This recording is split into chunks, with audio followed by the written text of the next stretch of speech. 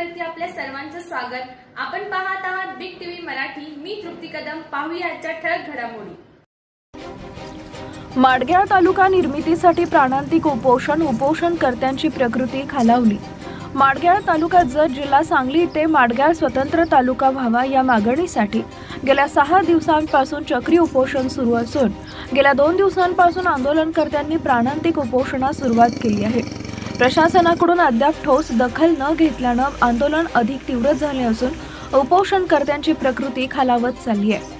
उपोषणादरम्यान एका उपोषणकर्त्याची तब्येत बिघडल्याने घटनास्थळी उपस्थित डॉक्टरांनी तात्काळ सलाईन लावून उपचार सुरू केले। सततच्या उपोषणामुळे काही आंदोलनकर्त्यांमध्ये अशक्तपणा जाणवत असल्याची माहिती देण्यात आली आहे। या आंदोलनाला माडग्याळ परिसरातील सुमारे 30 ते 40 गावांचा सक्रिय पाठिंबा मिळत असून दररोज गावागावातून नागरिक उपोषणस्थळी उपस्थित राहून सहभाग नोंदवत आहेत। परिसरातील नागरिक, सामाजिक कार्यकर्ते व विविध पदाधिकारी यांनी या उपोषणाला पाठिंबा दर्शवला आहे। उपोषणास पाठिंबा देणाऱ्यांमध्ये माजी जिल्हा परिषद सदस्य कृष्णदेव गायकवाड, माजी पंचायत समिती सदस्य उपसरपंच बाळासाहेब सावंत, माजी उपसरपंच लक्ष्मण कोरे व प्रदीप करगणीकर, तसेच doctor Chandramani Umrani, doctor Shekhar Hitti, doctor Appu Mali, doctor Shrinivas Kulkarni, doctor Prakash Sawant, doctor Shinde, doctor Manohar Huvale यांचा समावेश आहे। याशिवाय पांडुरंग कोरे, लक्ष्मण कोरे, प्रभाकर चौगुले, प्रकाश सावंत, एकनाथ बंडगर, सचिन कोरे, सुनील घाटगे, अरुण माळी, सुनील माळी, दशरथ सावंत, देवेंद्र माळी, रायप्पा माळी, गुरुसिद्धा माळी, गोला इजारे, रमेश कदम, डॉक्टर मुळीक बाळू माळी आदींनी उपस्थित राहून आंदोलनाला पाठिंबा दिला। यावेळी बोलताना नेत्यांनी सांगितले की माडग्याळ तालुका निर्मितीची मागणी अनेक वर्षांपासून प्रलंबित असून या मागणीबाबत शासनाने तात्काळ सकारात्मक निर्णय घ्यावा, अन्यथा आंदोलन आणखी तीव्र करण्यात येईल असा इशाराही त्यांनी दिलाय।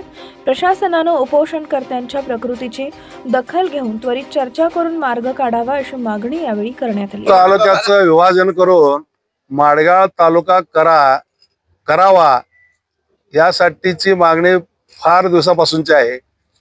त्याच्यासाठी बराच आंदोलन पाठपुरावा बराच झालेला आहे।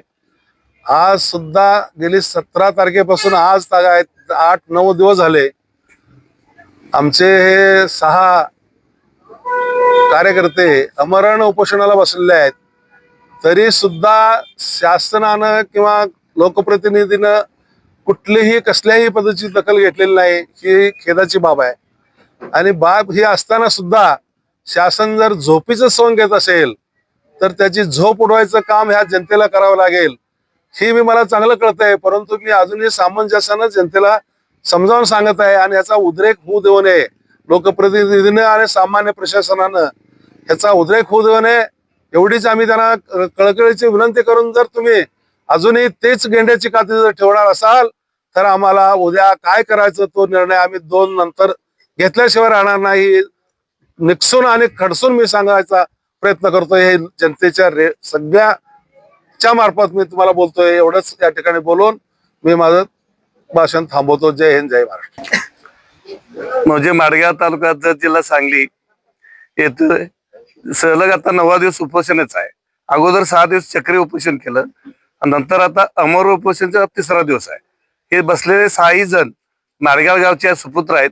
त्या गावासाठी ते आम्ही काहीतरी निर्णय झाल्याशिवाय उठणार नाही असा स्पष्ट शब्द त्यांचा आहे। ह्याचा अर्थ शासनाने काहीतरी निर्णय घ्यावा आणि काय तर ठोस आश्वासन देऊन प्रशासन येऊन आमदार या ठिकाणी उपोषणाचा आज 3रा दिवस आहे। माडग्याळ हा स्वतंत्र तालुका व्हावा या मागणीसाठी माडग्याळ गावातील 6 युवक कार्यकर्ते यांनी उपोषणाचा मार्ग अवलंबला आहे। परंतु शासन प्रशासन या 3 दिवसामध्ये कुठल्याही प्रकारची शासनाने दखल घेतली नाही। आता माहिती घेतली तर 6 उपोषणकर्त्यांची प्रकृती अत्यंत खालावलेली आहे आणि अशा परिस्थितीमध्ये संपूर्ण गाव आणि गावाच्या आसपास असलेले पंचक्रोशीतील 40-50 गावे आज चिंतेमध्ये आहेत। त्यांच्या प्रकृतीला, त्यांच्या तब्येतीला जर कोणत्याही प्रकारचा धक्का लागला तर ह्याला संपूर्ण जबाबदार शासन आणि प्रशासन राहील।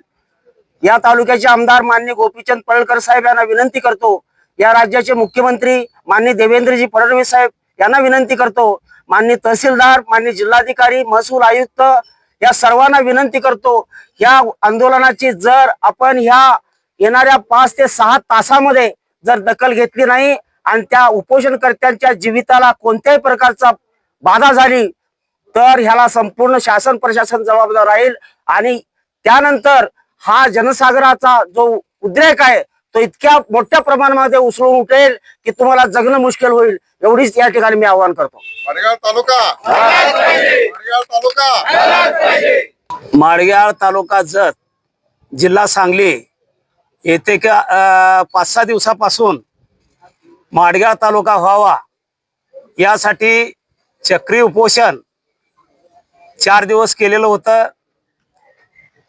2 दिवसापासून 5 ते 7 कार्यकर्ते माडगाळचे रहिवासी असलेले अमरण उपोषणासाठी या ठिकाणी बसलेले आहेत. त्यांना संपूर्ण गावाचा या ठिकाणी पाठिंबा मिळत आहे. आज हे उपोषण पाहता पूर्णपणे या गावामध्ये शुकशुकाट वातावरण तयार झालेलं आहे. या परिस्थितीचा सध्या आढावा घेतला असता महाराष्ट्र शासनाचे मुख्यमंत्री असणारे देवेंद्र फडणवीस साहेब आणि या राज्याचे उपमुख्यमंत्री एकनाथ साहेब शिंदे आणि आमच्या तालुक्याचे विद्यमान आमदार गोपीचंद पडळकर साहेब यांच्या कानावरती 2 दिवसामध्ये ही गोष्ट घालून येथील जनतेला कशा पद्धतीने न्याय देता येईल यासाठी आम्ही या पुढच्या 2 दिवसासाठी प्रयत्न करणार आहे. आणि हे आमरण उपोषण या ठिकाणी कसं थांबवलं जाईल आणि माडगाव तालुका लवकरात लवकर घोषित होण्यासाठी निश्चित शासन स्तरावरती आम्ही प्रयत्न करणार आहोत. जय महाराष्ट्र. नमस्कार, मी एकनाथ बंडगर, माजी सरपंच ग्रामपंचायत लकड्यावाडी. गेले 9 दिवस इथं उपोषण सुरू आहे. माडगाळ येथे 6 दिवस चक्रीय उपोषण झालं, त्या देखील आम्ही गाव पूर्ण सहभागी होतो. गेले 3 दिवस झालं अमरण उपोषण सुरू आहे. काल आमचं गाव बंद ठेवून व आमच्या परिसरातील आसपासच्या 20-25 गावांनी गाव बंद ठेवून ह्याला संपूर्ण पाठिंबा दिला आहे.